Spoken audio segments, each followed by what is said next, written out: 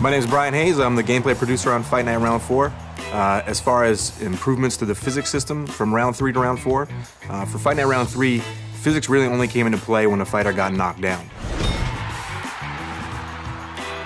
In Fight Night Round 3, because the boxer movement was somewhat slow and robotic, you often found that the gameplay degraded into two guys standing in front of each other and just trading blows. So there was always an invisible wall between each boxer. They would never allow the boxers to get very close together because there'd be excessive clipping of arms passing through heads and bodies and torsos. With the new physics-based gameplay engine of Fight Night Round 4, we can let those guys get really up close and personal, so they can really stand head-to-head and exchange blows at close range. And that brings a lot of strategic depth and variety to gameplay. One of the big things for Fight Night Round 3 was the strength of each punch was determined by how far you wound back the analog stick. It was really a game about hit or miss. There were no glancing blows. It was a game of feet rather than a game of inches or millimeters. The difference of an inch or a millimeter makes all the difference in the world in the real sport and in our game. With the physics-based gameplay engine in Fight Round 4, the strength of each punch is determined by how it hits the target. So there's clean punches, there's glancing blows, there are punches that are partially deflected, and there's punches that miss altogether.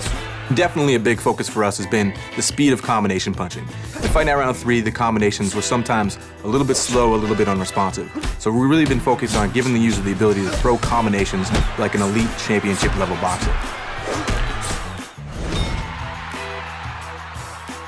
Boxing is a sport about hitting and not getting hit. Not hitting and standing in front of your opponent and trying to swat his punch out of the air so you can paralyze him for 2 seconds. So for Fight Night Round 4, we're really focusing on defensive head movement and defensive footwork so you can step to the side or move your head to make your opponent miss and then make him pay.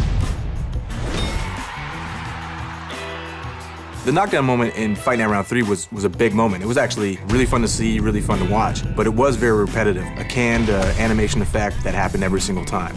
Well, with the physics-based gameplay engine, we're actually using physics to drive the facial distortion and all the effects that happen when you see that big punch. No two punches will look the same in that respect. It's going to look different every time based on the angle, the speed, and the power of your punch, and where it lands on the guy's face. It'll create a dynamic effect each and every time. The sweat, the blood spray, the spit in Fight Night Round 4, big step up from Fight Night Round 3, where you saw very repetitive, very canned visual effects. In Round 4, we're using physics once again to drive those effects so that they are different and they're dynamic and they're unique every single time. So each time you punch a guy, again, it takes into account the direction, the speed, and the force of each punch, and it drives the sweat spray off his head in a realistic manner. So taking everything together, what we're really trying to deliver is the most realistic simulation of the sport of boxing ever in a video game. In Fight Night Round 3, you saw a very scripted, very repetitive experience where people stood in front of each other, tried to swat their punches out of the air, and counterpunch. In Fight Night Round 4, you see a much more fluid, natural game with footwork, head movement, people making each other miss and making them pay.